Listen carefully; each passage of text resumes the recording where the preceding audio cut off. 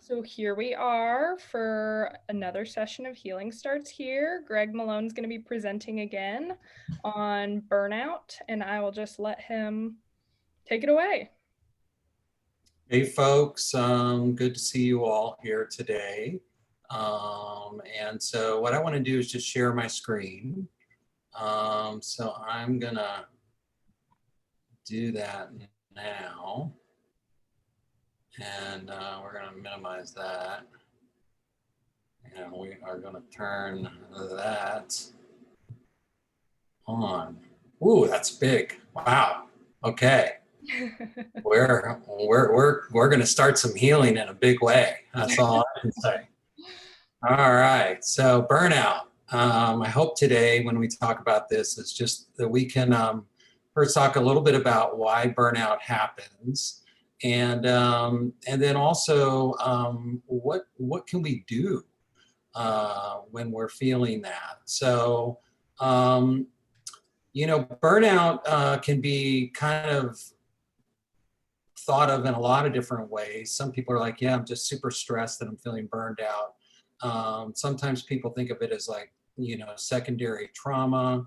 But I want to think about burnout from a somewhat unique perspective. And what I wanted to ask the group to start off with is we're under a lot of stress right now.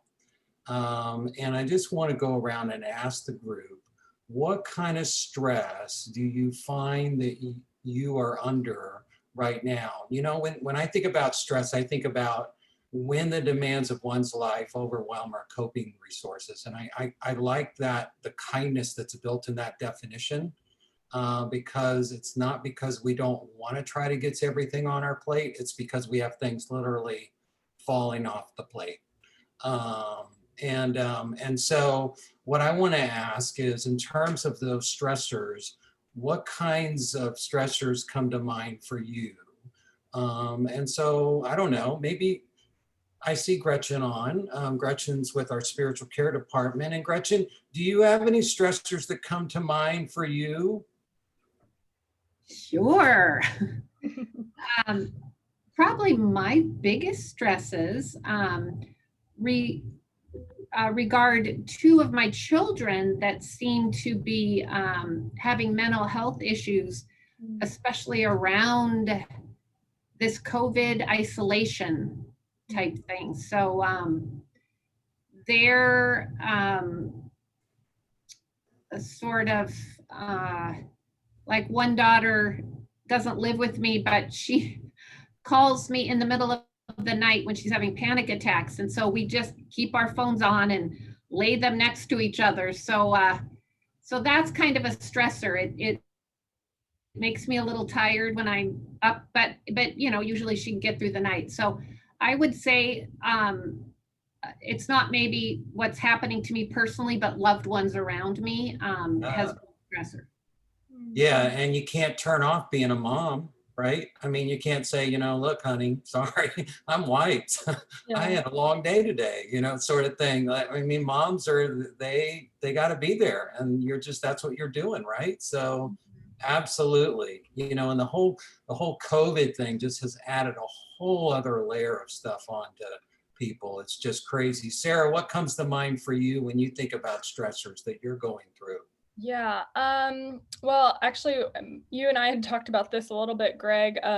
Last month I was moving, and when my home is not organized in a way where everything's easy to find and I know where it is, or like half my stuff's in one place and half of it's in another place, that's like so stressful for me. And then you have to go to work and figure out how to navigate that. Or even, prior to that, looking for an apartment is stressful too, especially in Seattle. So that's definitely a stressor. I actually have some family that's in town this week, so I've been trying to take them around town and make sure they're having fun, which is great, and it's a lot of fun, but it's stressful to try to plan a bunch of different things too. So yeah, those are definitely some stressors for me. I love,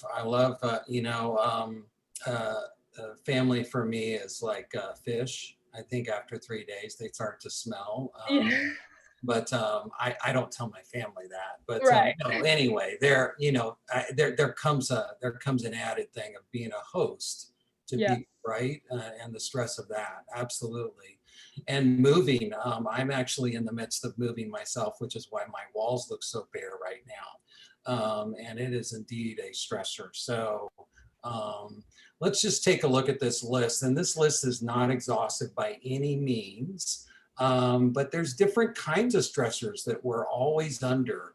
There's the work stressors, especially if you're working night shift. I mean, that can right there be a stressor because you are basically working a different schedule than a lot of the rest of the population. And so or it could be other things at work. It could be a relationship maybe that you have at work that is a stressor to you.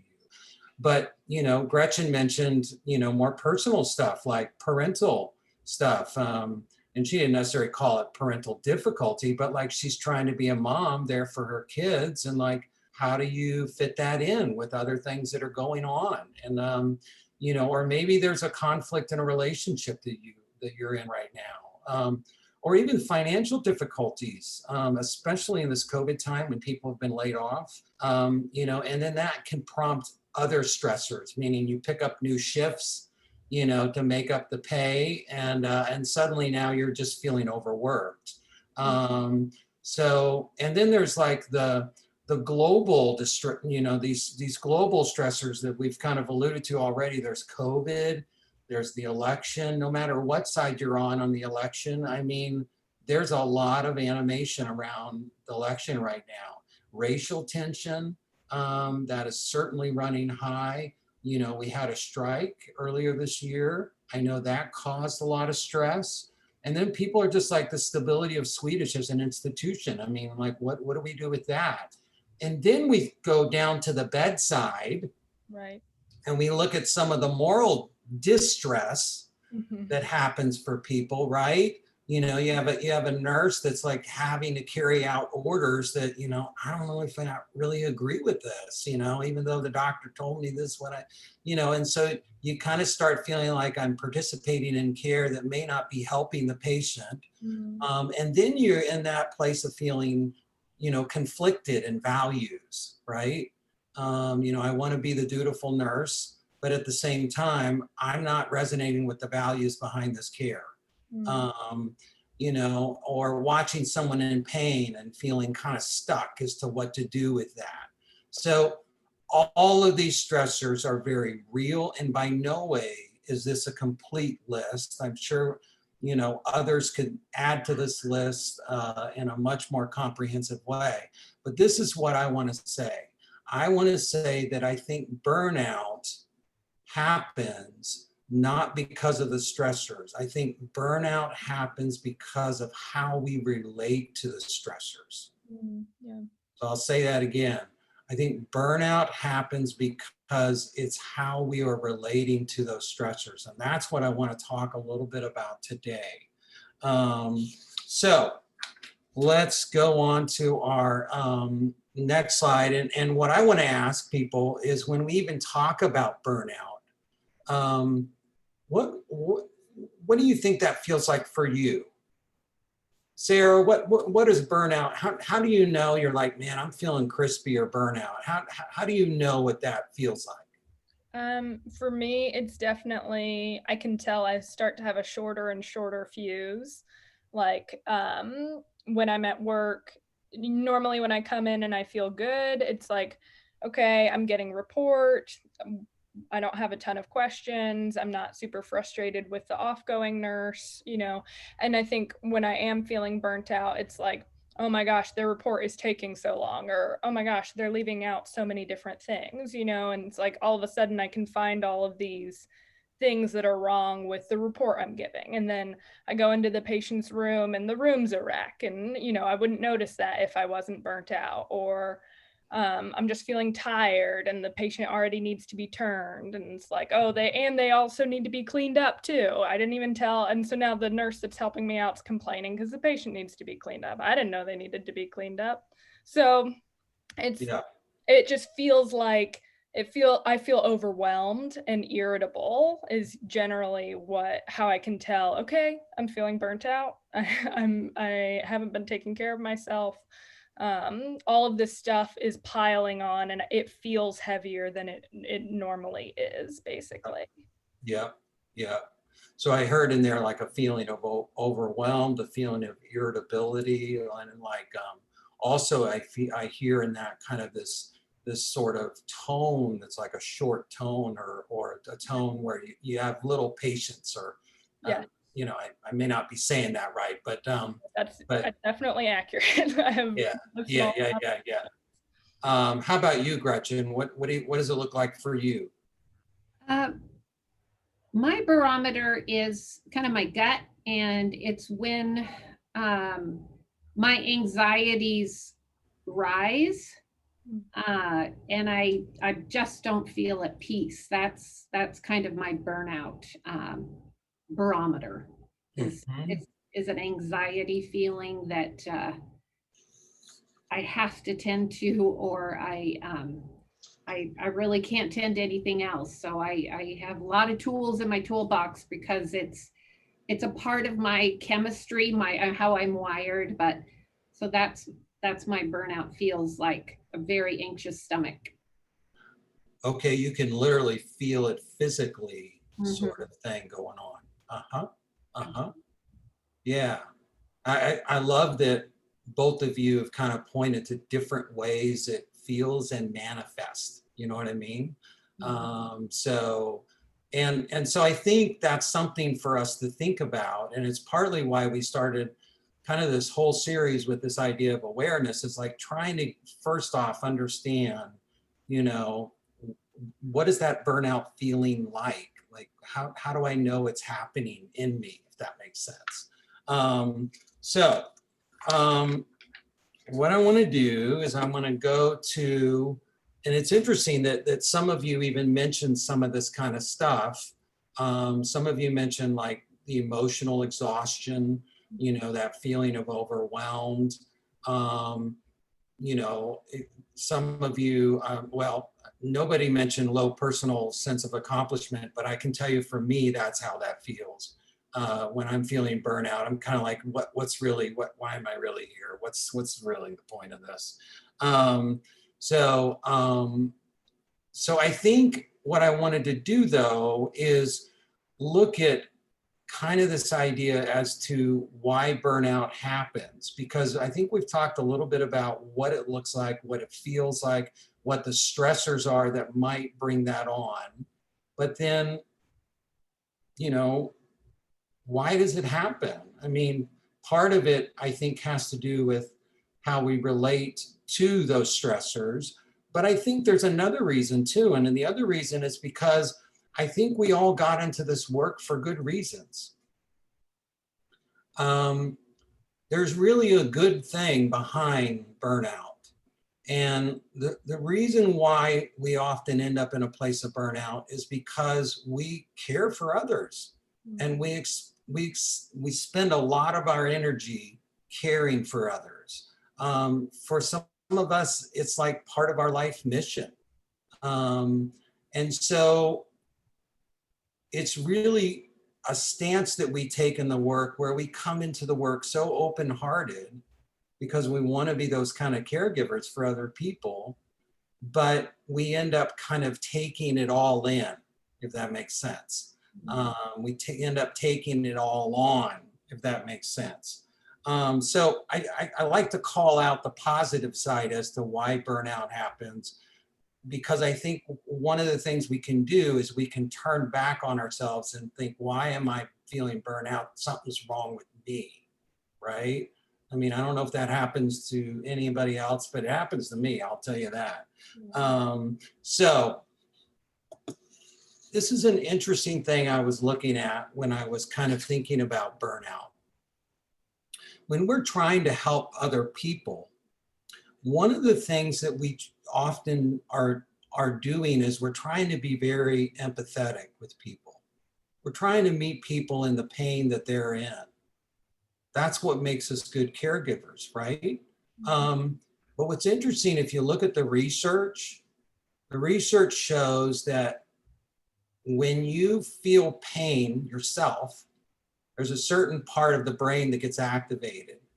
When you feel empathy, it's the exact same part of the brain that gets activated. So literally, you are feeling the pain of that other person.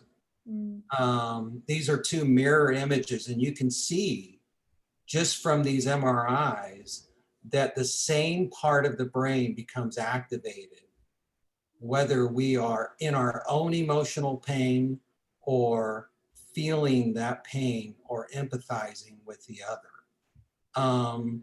And so I think that some of this has to do neurologically with what's going on for us, if that makes sense. So, and I think the other thing is, like, it sounds to me like sometimes our own empathy can get the best of us.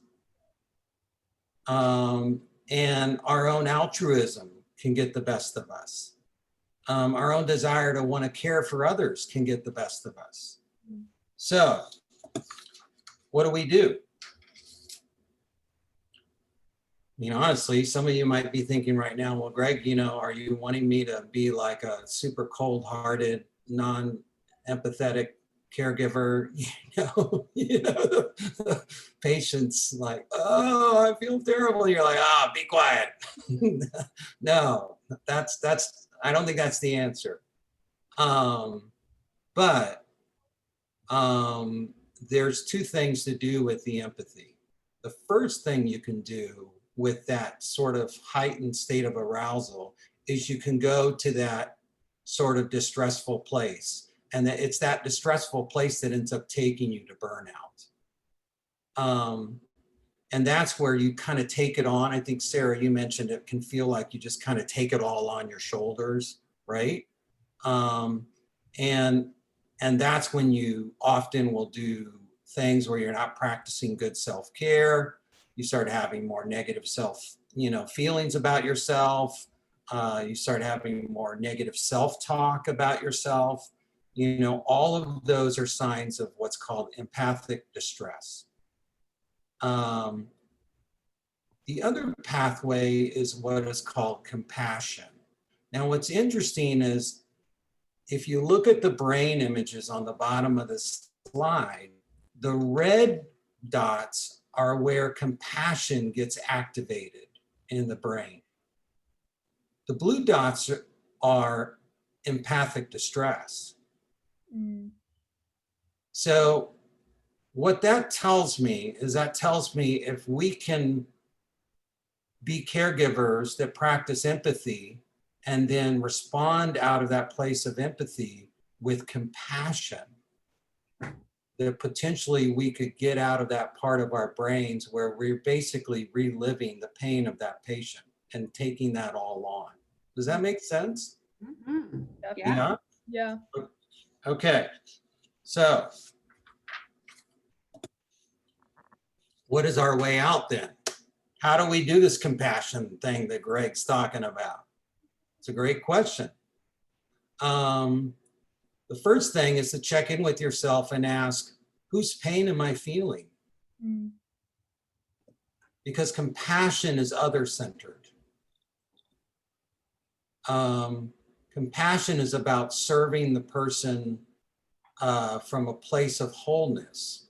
I had a teacher say that if you approach people as if you need to fix them, then you see them as a problem, you know? Or if you approach people as weak, then you see them as less than.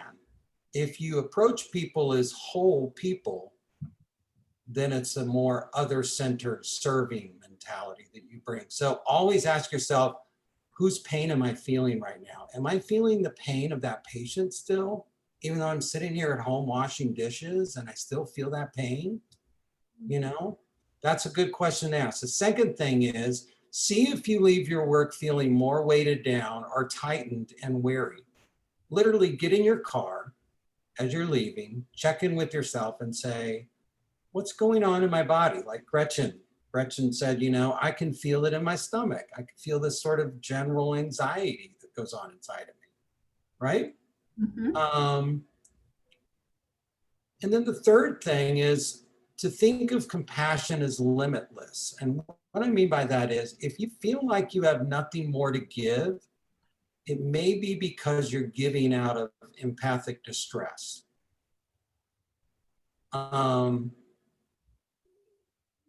People that practice compassion from a place of centeredness, from a place of recognizing that that's that person's pain and this is my own pain, and have that sense of separation, those are people that can keep giving the compassion.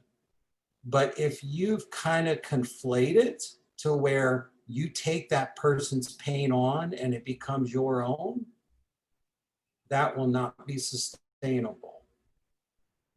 And the reason why is because you're actually neurologically, you're functioning out of a whole different place of your brain. You're functioning out of this place that you know pain really well in your own life. So compassion, our way out. Now, I have to say this because I think this is one of the most important things. I think the starting point of having compassion is not only those three things, but even before that, you need to have compassion for yourself. Check in with yourself and ask, am I feeling numb right now? That's a sign that you're practicing out of empathic distress. And it's a sign that you need to go back and find your center, whatever that is. You can do that through meditation. You could do that through a walk through nature. You know, if you're more religious, then you could go sit in an empty church and just be in a quiet space, right? Something like that. You could sit down with a journal and kind of write out what you're thinking and feeling, right? But check in with yourself and ask, do I feel numb? Or do I feel a sense of moral outrage? We were talking about that moral distress, right? And then ask yourself, have I done something for myself today? I mean, I don't know about you, but there's some days I go through my whole day and I don't do anything for myself because I'm always taking care of other people, right? Or what can I practice? What can I do to be kind to myself? What kind of practice can I do? Can I go for a walk, a 10-minute walk? Can I do some yoga? And this is a big one. Am I giving myself permission to be in a different space emotionally than my patient? So I think if we can practice these kinds of things around compassion, we can stay centered and we won't end up falling into that empathic distress, which actually will lead us to that burnout place. I'm curious to get people's thoughts on how this is landing. I actually want to ask like a clarifying question. Just so I really think that what you're saying is so important, and I want to make sure that I'm understanding it correctly.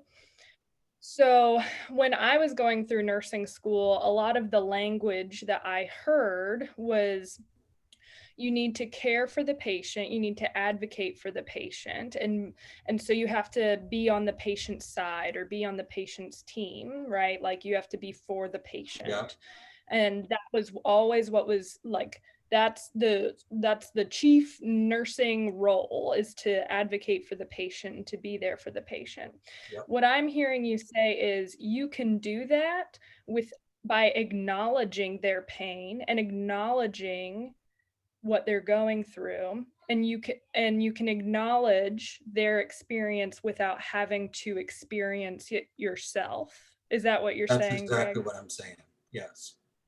And I mean, that to me is like a mushroom cloud over my head that's like life altering, really, because when I'm going into a patient's room and say I'm not in agreement with how the patient's care is being managed, like they're an elderly patient and they're in a lot of pain and we're doing excessive measures from my perspective, and I'm the one who has to turn them every 2 hours, and I'm the one who has to suction them all the time, and I can see them grimacing. And it's like when you turn a patient, it's like you are physically in pain as you're also causing the patient pain. So it's like it really is this, it's so easy to lose that boundary of the patient's the one who's in pain, Mhm. and I can just acknowledge their pain. And then simultaneously, I can acknowledge my own pain outside of their pain. Like, I think that boundary of the patient's experience versus my experience is something that I often lose sight of. And it sounds like what you're explaining is that that is what contributes to burnout. Is that It correct? is. Yeah, it is. Because when you don't do that, you go into the empathic distress Right. because you're basically you're reliving that pain that that patient is going through. You Exactly. know, a really good practice is before you even go into a room, Sarah, Mhm. you can say to yourself, this is not my pain that this Mhm. patient is going through right now, right? You just remind yourself, and you can say, you know, I know this will not feel good, but this is not my pain. This is Yeah. their, right? Um, my job is to bear witness to their pain, Mm. but not to carry it, right? Yeah. And there's a difference there. There's a difference. There is, yeah.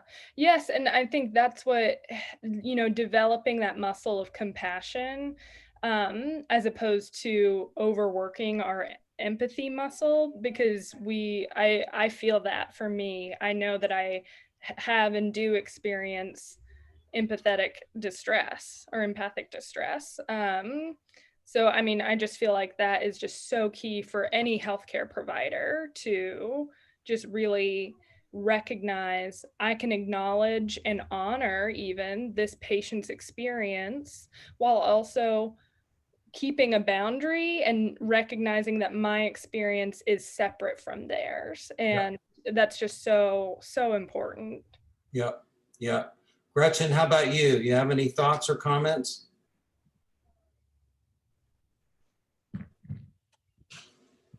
You're on mute.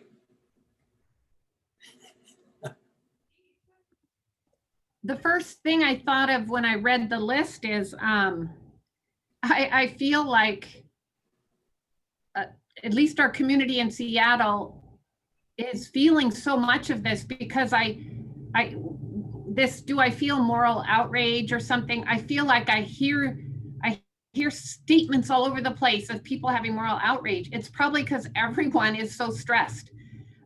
Like there's so much people being against people. It's so I guess I just what I thought of when I read this was our community and culture is really out of sync with ourselves, with our centers. So many things are pushing us off of our center.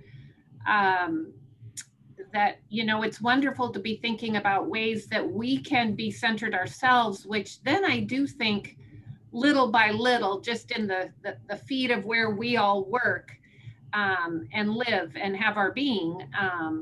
If I do believe that people would be drawn to that because there's so much of what you're talking about. This empathetic distress, I think, is so high right now everywhere. Never in a time in my life have I noticed this in myself, my family, my work, my world. So that's kind Yeah, no, I appreciate you saying that because I think it speaks to the global stressors we had mentioned before. And like, it's not just COVID, it's not just an election, it's not just racial tension, but you can understand more clearly that basically part of why these things are so charged is because a lot of us have lost our sense of centering of, mhm, and working out of that place of compassion. mhm. Uh, to where we even can't even have conversations with each other anymore. So, but thank you all for today, and I hope that this has been helpful for you. I encourage you. Uh, get the self-care plan. We'll send that out in the email, and try to put some things into practice that are around building self-compassion so that you can be operating out of a more compassionate place. So thank you. Thank you so much, Greg.